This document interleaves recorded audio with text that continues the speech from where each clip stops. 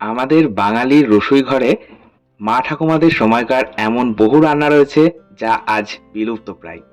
আজ আমি শেয়ার করছি এমনই একটা রেসিপি। আজকের রেসিপি পটল পাতুরি। খুব অল্প উপকরণে খুব কম সময়ের মধ্যে যদি কোনো ইউনিক রেসিপি ট্রাই করতে চান, তাহলে অবশ্যই আপনারা এই রেসিপিটা কিন্তু ট্রাই করতে পারেন। আসুন তাহলে শুরু করা যাক আজকের ভিডিওটা। পটল পাতুরি বানানোর জন্য আমি এখানে ৮ পিস পটল ভালো করে ধুয়ে জল শুকিয়ে নিয়েছি। তারপর অল্প করে পটলের খোসা ছাড়িয়ে দুপাশে অল্প করে কেটে নিয়েছি। তারপর অর্ধেক করে রেডি করে রেখেছি। তবে একটা পটল আমি আপনাদের কেটে দেখাবো। একটা পিলারের সাহায্যে আমি পটলের ওপরে খোসাটা ছাড়িয়ে নিচ্ছি। তবে খোসা কিন্তু সম্পূর্ণ ছাড়াবেন না। পটলের খোসা যদি সম্পূর্ণ ছাড়িয়ে নেওয়া হয়, পটল তারপর ভাজলে পটল কিন্তু নরম হয়ে যায়। এই জন্যই সম্পূর্ণ খোসা ছাড়ানো হয় না। পটলের দুই পাশে অল্প করে কেটে নিলাম, তারপর অর্ধেক করে নিলাম। আচ্ছা, আমি এইভাবে সমস্ত পটল রেডি করে নিয়েছি। চলে যাব নেক্সট স্টেপে। পটলটা ম্যারিনেট করব, তার জন্য ব্যবহার করছি হাফ চা চামচ লবণ। এরই সাথে ব্যবহার করব বেসন। এখানে আমি ১ টেবিল চামচ পরিমাণে বেসন ব্যবহার করছি। আর বেসনটাও আমি এইভাবে পটলের ওপর দিয়ে দিচ্ছি। তবে আমি কোনো রকম হলুদ ব্যবহার করব না। হলুদ ব্যবহার করে যদি পটল ভাজা হয়, তাহলে পটল কিন্তু খুব দ্রুত কড়াইয়ের সাথে লেগে যায় আর পুড়ে যায়। এই জন্যই পটল ভাজার সময় হলুদ ব্যবহার না করলেই ভালো হয়। আচ্ছা, আমি নুন আর বেসনটা প্রত্যেকটা পটল পিসের ওপর এইভাবে মাখিয়ে নিচ্ছি। কোনো রকম জল ব্যবহার করব না। লবণ মাখানোর কারণে পটল থেকে কিন্তু জল রিলিজ করবে। সেই জলে কিন্তু বেসন সুন্দরভাবে বেসনের কোটিং হয়ে যাবে প্রত্যেকটা পটলের টুকরোর ওপর। পটলটা এইভাবে ১০ মিনিট আমি রেখে দেবো। ততক্ষণে বাকি প্রিপারেশনগুলো নিয়ে নেব। একটা গ্রাইন্ডিং জারের মধ্যে ২ টেবিল চামচ পোস্ত নিচ্ছি। পোস্তটা একটু বেশি ব্যবহার করলে ভালো হয়। এর সাথে ব্যবহার করব ১ চা চামচ সর্ষে। এখানে আমি কালো সর্ষে আর হলুদ সর্ষে বা সাদা সর্ষে দুটো কিন্তু মিশিয়ে নিয়েছি। আমি দুটোই হাফ চা চামচ করে নিয়েছি। আর আপনারা চাইলে কিন্তু যেকোনো একটা সর্ষে ব্যবহার করতে পারেন। এর সাথে ১ টেবিল চামচ কাজু বাদাম নিলাম। আর এরই সাথে ব্যবহার করব ১ টেবিল চামচ পরিমাণে সাদা তিল। সাদা তিল ব্যবহার করলে টেস্টটা ভীষণ ভালো হয়। তবে আপনারা যদি সাদা তিল ব্যবহার করতে না চান, নাও করতে পারেন। তবে সেক্ষেত্রে ফ্রেশ নারকেল কোড়া ১ টেবিল চামচ ব্যবহার করবেন, তাহলেও কিন্তু টেস্টটা ভীষণ ভালো হবে। ৪টে কাঁচা লঙ্কা দিলাম, ঝালটা অবশ্যই স্বাদ মতন ব্যবহার করবেন। এবার আমি প্রথমে এটা ড্রাই গ্রাইন্ড করে নিচ্ছি। মানে কোনো রকম জল বা দইয়ের ব্যবহার ছাড়া প্রথমে এটা গ্রাইন্ড করে নিলাম। এবার আমি ড্রাই গ্রাইন্ড করে নেওয়ার পর দিচ্ছি ২ টেবিল চামচ টক দই। টক দই দিয়ে এবার আমি এটা মিহি পেস্ট বানিয়ে নেব। আমি আলাদা করে আর জলের ব্যবহার করছি না। আপনারা চাইলে সামান্য জল ব্যবহার করতেই পারেন। দেখুন, এটা একটা মিহি পেস্ট বানিয়ে নিয়েছি। প্রথমে যদি ড্রাই গ্রাইন্ড করে নেওয়া হয়, তাহলে মশলার পেস্টটা ভীষণ স্মুথ তৈরি হয়। চলে যাচ্ছি নেক্সট স্টেপে। যেহেতু পাতুরি, তাই আমাদের কিন্তু অবশ্যই প্রয়োজন কলা পাতা। কলা পাতা ছাড়া আমাদের বাঙালিদের ট্র্যাডিশনাল পাতুরি, যে কোনো রকম পাতুরি কিন্তু একেবারে অসম্পূর্ণ।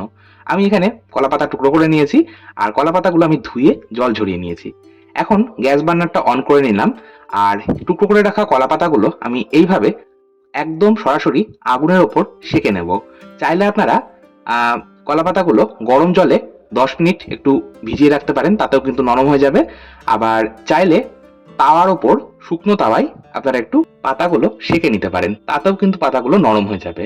বেসিক্যালি পাতাগুলো আমাদের নরম করা প্রয়োজন, কারণ নাহলে কিন্তু পাতুরিগুলো গড়ার সময় প্রবলেম হবে, ফোল্ড করা যাবে না, পাতাগুলো ছিঁড়ে যাবে। যাই হোক, এইভাবে আমি পাতাগুলো রেডি করে নিলাম। চলে যাচ্ছি নেক্সট স্টেপে। একটা কড়াইয়ের মধ্যে দিয়ে দিলাম 1/4 কাপ পরিমাণে, অর্থাৎ ৪ টেবিল চামচ সর্ষের তেল। আমাদের বাঙালিদের যে কোনো ট্র্যাডিশনাল রান্নায় কিন্তু সর্ষের তেলেই করতে হবে। অন্য কোনো রকম কুকিং অয়েল ব্যবহার করলে একেবারেই চলবে না। আচ্ছা, তেলটা আমি গরম করে নিলাম। এখন আমি পটলগুলো এইভাবে গরম তেলের মধ্যে দিয়ে দিচ্ছি। আর একবারে আমি সমস্ত পটল একসাথে ভাজছি না, কারণ দুটো ব্যাচে যদি ভাজা হয়, তাহলে পটলগুলো সুন্দরভাবে ভাজা হবে। একসাথে ভাজতে গেলে ঠিক মতন ভাজা হবে না। আচ্ছা, এইভাবে ওলটপালট করে গ্যাসের আঁচটাকে মিডিয়ামে রেখে ৩ থেকে ৪ মিনিট সময় ধরে পটলগুলো ভেজে নেব। দেখুন, এইভাবে যদি বেসন কোট করে পটল ভাজা হয়, তাহলে পটলগুলো ভীষণই ক্রিস্পি হয় আর খেতে কিন্তু দুর্দান্ত লাগে। আমার প্রথম ব্যাচের পটল ভাজা হয়ে গেছে, আমি তুলে নিচ্ছি। এইভাবে বাকি পটলগুলো ভেজে নেব। সমস্ত পটল আমার ভেজে নেওয়া হয়ে গেছে। চলে যাচ্ছি নেক্সট স্টেপে। একটা পাত্রের মধ্যে আগে থেকে বানিয়ে রাখা মশলার পেস্টটা নিয়ে নিলাম।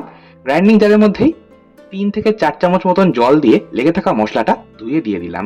এতে কিন্তু খুব একটা বেশি গ্রেভি থাকে না, তাই অতিরিক্ত জল ব্যবহার করবেন না। খুব সামান্য একটু লবণ দিচ্ছি, জাস্ট হাফ চা চামচ মতন। হাফ চা চামচ মতন হলুদ গুঁড়ো দিলাম, আর হাফ চা চামচ কাশ্মীরি লঙ্কার গুঁড়ো দিচ্ছি। হলুদ আর লঙ্কার গুঁড়োটা আমি রঙের জন্য ব্যবহার করছি, আপনারা চাইলে নাও দিতে পারেন। এরই সাথে ব্যবহার করব হাফ চা চামচ মতন চিনি। অবশ্যই খুব সামান্য কয়েক দানা চিনি অবশ্যই ব্যবহার করবেন। চিনি দিলে টেস্টটা ব্যালেন্স হবে। যেহেতু টক দই রয়েছে, টক দইয়ের টক ভাবটাকে ব্যালেন্স করবে। আর দিয়ে দিলাম 1 টেবিল চামচ কাঁচা সর্ষের তেল। সমস্তটা মিশিয়ে নিলাম। দেখুন আমার পটলগুলো তো ভেজে নেওয়া হয়ে গেছে। এবার আমি এই ভেজে নেওয়া পটলগুলো দিয়ে দেবো বানিয়ে রাখা মসলার পেস্টের মধ্যে। খুব ভালো করে প্রত্যেকটা পটল পিসের সাথে আমি এই সর্ষে পোস্ত বাটাটা কোট করে নেব। খেয়াল রাখবেন প্রত্যেকটা পটলের সাথে যেন সুন্দরভাবে মশলাটা কোটিং হয়। চলে যাচ্ছি নেক্সট স্টেপে। আমি কলাপাতা যেগুলো সেঁকে নিয়েছিলাম সেটা নিয়ে নিলাম। এবার মশলা মাখিয়ে রাখা পটলটা আমি দিয়ে দেবো এই কলাপাতার টুকরার মধ্যে।